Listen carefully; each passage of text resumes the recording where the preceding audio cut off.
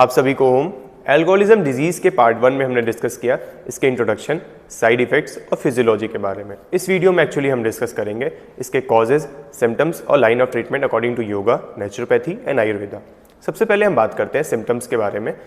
According to Ayurveda बात करें तो अल्कोहल को एक्चुअली रखा गया है पॉइजन्स की कैटेगरी में, और इसके गुण के बारे में आचार्य सुश्रुत जी ने डिस्कस किया है कि ये तीक्ष्ण, गर्म और सूक्ष्म नाड़ियों में प्रवेश करने वाला होता है, जिसके कारण नींद ना आना, बेचैनी, घबराहट, मन अशांत हो जाना, ओज का क्षय होना एवं तामसिक गुण को बढ़ावा देने वाला होता है, जिसके कारण हमारी बॉडी तो अफेक्ट होती है, साथ में हमारा इम्यून सिस्टम भी हाईली अफेक्टेड होता है। इसके प्रयोग के बारे में ग्रंथों में डिस्कस किया गया कि इसे यज्ञ के दौरान प्रयोग किया जाता था एवं शल्य चिकित्सा में आचार्य सुश्रुत जी ने इसका प्रयोग किया था। लेकिन आज भी लोग इसको निजी स्वार्थ के लिए हाई अमाउंट में प्रयोग कर रहे हैं, और जिसके कारण उनकी पर्सनल लाइफ तो अफेक्ट हो ही रही है, साथ में उनकी सोशल प्रॉब्लम्स भी बढ़ती जा रही हैं।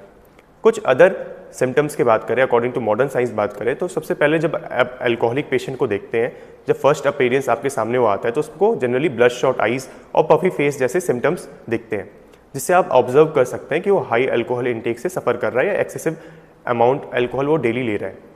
ये जनरली इसलिए होता है क्योंकि हमारा ब्रेन जनरली हमारा नर्वस सिस्टम रिस्पॉन्ड नहीं करता है, जिसके कारण ब्लड वेसल्स रिलैक्स हो जाती हैं और ब्लड शॉट आइज और पफी फेस जैसे सिम्टम्स हमें दिखते हैं। नेक्स्ट कुछ सिम्टम्स की बात करें कि पर्सन में किस तरह के सिम्टम्स दिखेंगे, तो वो जनरली सस्पिशियस, इरिटेबल और ओवर इमोशनल होगा।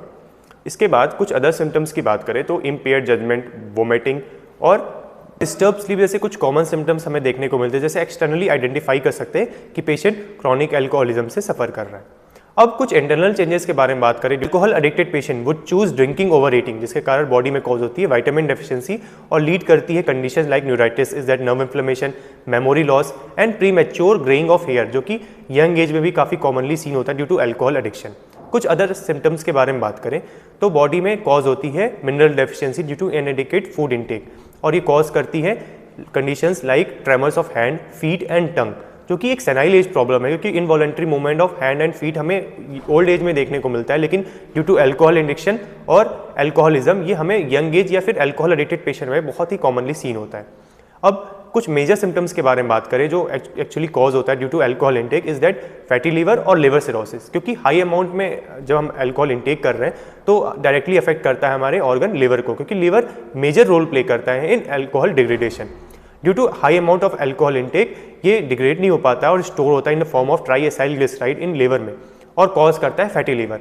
फिर भी अगर अल्कोहल इंटेक हम लेते गए और काफ़ी लॉन्ग टाइम से ले रहे हैं तो ये लीड करती है severe conditions like cirrhosis, liver cirrhosis, जो स्कारिंग ऑफ लिवर होता है, और ये कंडीशंस परमानेंट हो जाती है, जिसके कारण लिवर परमानेंटली डैमेज हो जाता है और अफेक्ट करता है हमारे अदर ऑर्गन्स को सच एज ब्रेन और हार्ट को, क्योंकि पोर्टल सर्कुलेशन को डैमेज कर देते हैं।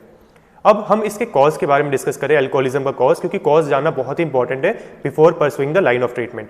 बहुत सारे लोग इससे सफ़र कर रहे हैं विदाउट नोइंग द कॉज, क्योंकि इसका कॉज यही है कि वीक माइंडेड पीपल को जनरली ज़्यादा अफेक्ट करता है। ये प्रॉब्लम से वो सफ़र कर रहे हैं, एंजाइटी और डिप्रेशन, उनको सप्रेस करने के लिए वो ड्रग और अल्कोहल एडिक्टेड हो जाते हैं। इसलिए हमें प्रिवेंट करना है फ्रॉम अल्कोहलिज्म और ड्रग से उन्हें, और इनको अवेयर करना है इन लोगों को कि ये काफ़ी एक सीवियरिटी डिजीज़ कॉज कर सकती है और बहुत सारी सिस्टमिक डिजीज़ भी उनकी कंडीशंस लीड कर सकती हैं। इसलिए अल्कोहल एडिक्शन से उन्हें बच के रहना होगा, क्योंकि ये एक सिमिलर एग्जाम्पल से हम समझ सकते हैं कि एलोपैथिक मेडिसिन जो हम जनरली लेते हैं वो हमारे रूट कॉज को ठीक करने के बजाय एक्चुअली वो हमारी डिजीज़ को सप्रेस कर देती हैं। उसी तरह से अगर हम अल्कोहल और ड्रग का इंटेक कर रहे हैं in the conditions like stress और डिप्रेशन, तो ये हमारे एक्चुअली रूट कॉज को सप्रेस कर देती हैं और ये डिफरेंट सिस्टमिक डिजीज़ कॉज कर सकती हैं और हमारी लाइफ में भी काफ़ी सोशल प्रॉब्लम्स लीड कर सकती हैं। इसलिए नेचुरोपैथी को हमें फॉलो करना चाहिए, क्योंकि ये डिजीज़ को ट्रीट करता है फ्रॉम इट्स रूट कॉज। तो अब हम बात करते हैं actually line of treatment according to yoga, naturopathy and Ayurveda. सबसे पहले हम बात करेंगे according to naturopathy. According to naturopathy बात करें तो सबसे पहले पेशेंट को हम न्यूट्रिशनल पावर प्रोवाइड करते हैं, जिससे उसकी cravings towards the alcohol reduce हो जाए, क्योंकि अल्कोहलिज्म कंडीशन में बॉडी ऑलरेडी वीक होती है और लीवर हाईली अफेक्टेड होता है, जिससे हम पेशेंट को नेचुरली ठीक करने के लिए सबसे पहले उसको न्यूट्रिशनल पावर प्रोवाइड करना बहुत इंपॉर्टेंट है। सबसे पहले जो हम यूज़ करते हैं पेशेंट को उसके टॉक्सिक इफेक्ट को रिड्यूस करने के लिए हम अल्कोहल के पेशेंट को प्रोवाइड करते हैं 10 डेज की फ्रूट फास्टिंग, जिसमें सबसे जो मेजर फ्रूट हम यूज़ करते हैं वो होता है orange. Between the 8 AM to 8 PM per day की हम अगर बात करें तो हम उसे in the sequence of 2 hours हम उसे ऑरेंज जूस प्रोवाइड करते हैं। Between the gap of 2 hours हम उसे ऑरेंज जूस प्रोवाइड करते हैं ऑल द डे, जिसमें हम जनरली पेशेंट की क्रेविंग्स को रिड्यूस करने के लिए ट्राई करते हैं फॉर द फर्स्ट 10 डेज। इस 10 डेज में पेशेंट को हम वार्म वाटर एनिमा भी दे सकते हैं ताकि इसके क्लिनजिंग इफेक्ट्स को और इंक्रीज किया जा सके। नेक्स्ट अगर हम बात करें तो पेशेंट को क्या चीज़ अवॉइड करनी है इस टाइम पीरियड के दौरान, उसे कुछ फास्ट फूड और हैवी फूड जनरली उसे अवॉइड करना है, क्योंकि फ्रूट फास्टिंग है तो फ्रूट फास्टिंग में ऑरेंज या वेजिटेबल जूस भी हम जनरली प्रोवाइड करते हैं पेशेंट को। और बीच बीच में अगर उसकी क्रेविंग्स इंक्रीज हो जाए तो हम कुछ कैंडीज वगैरह भी प्रोवाइड कर देते हैं ताकि उसकी जो क्रेविंग्स है वो रिड्यूस हो जाए। इस बीच में हमें ध्यान रखना है कि पेशेंट कुछ ऐसे फास्ट फूड का इंटेक न करे जिसके कारण ये सारी फ्रूट फास्टिंग जो वो कर रहा है वो काफ़ी उसके इफेक्ट रिड्यूस हो जाएंगे। तो हमें इसका ध्यान रखना है कि इन फास्ट फूड को अवॉइड करना है। बट आफ्टर द 10 डेज हम उसे सात्विक डाइट प्रोवाइड करेंगे। जी हाँ, सात्विक डाइट का प्रोवाइड करने का मतलब ये है कि उसको होल ग्रेन्स, फ्रेश वेजिटेबल्स और फ्रूट्स उसे हम पेशेंट को इंटेक करने के लिए दे सकते हैं। और पेशेंट को एडवाइस ये भी कर सकते हैं कि विद इन 1 मंथ वो एक बार ये 10 डेज की फ्रूट फास्टिंग यूज़ कर सकता है, जिसमें फ्रूट जनरली वो ऑरेंज यूज़ करे। अगर उसे ये मन नहीं करता है तो वेजिटेबल जूस का भी यूज़ कर सकता है।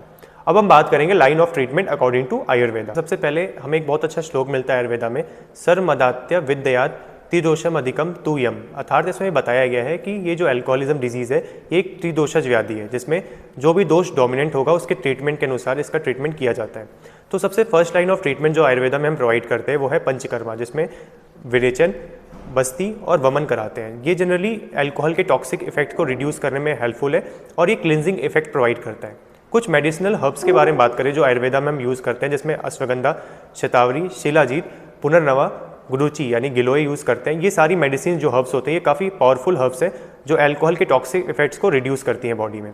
अब line of treatment according to yoga बात करेंगे, जिसमें हमें कुछ आसन्स के बारे में बात करेंगे, कुछ प्राणायाम और जो षट क्रियाज एक्चुअली परफॉर्म करते हैं योगा में उसके बारे में बात करेंगे। According to integrated approach to yoga therapy के बारे में बात करें तो सबसे पहले हम कुछ आसन्स कराएंगे जो हमारे एक्चुअली मनोमय कोश और प्राणमय कोश को जो इम्बैलेंस हो चुके होते हैं खासकर अल्कोहलिज्म के कंडीशन में उसको बैलेंस करने में काफ़ी हेल्पफुल है। सबसे पहले कुछ आसन्स का इसमें बताया गया जैसे पद्मासन, भुजंगासन, वज्रासन और वक्रासन। ये काफ़ी इफेक्टिव आसन्स है जिसमें हम अल्कोहलिज्म कंडीशन में पेशेंट को कराते हैं। नेक्स्ट हम बात करेंगे कुछ प्राणायाम के बारे में, जिसमें जनरली अनुलोम विलोम और भस्त्रिका, ये सारे प्राणायाम हम जनरली पेशेंट को प्रोवाइड कराते हैं कि ये पेशेंट जनरली यूज़ कर सकता है इसके स्ट्रेस और एंजाइटी कंडीशन जो पेशेंट एक्चुअली सफ़र कर रहा है इन द अल्कोहलिज्म उसको रिड्यूस करने के लिए। नेक्स्ट कुछ षट क्रियाज के बारे में योगा में बताया गया है जिसमें हम जलनेति और कुंजल का यूज़ कर सकते हैं to reduce the alcohol effect. Last में ये वीडियो एक मैसेज के साथ एंड करना चाहता हूँ कि प्रकृति से ही जीवन का आधार है, इसके बिना जीवन बेकार है। जुड़े रहिए प्राकृतिक चिकित्सा के साथ और बने रहिए हमारे चैनल के साथ। धन्यवाद एवं जय हिंद।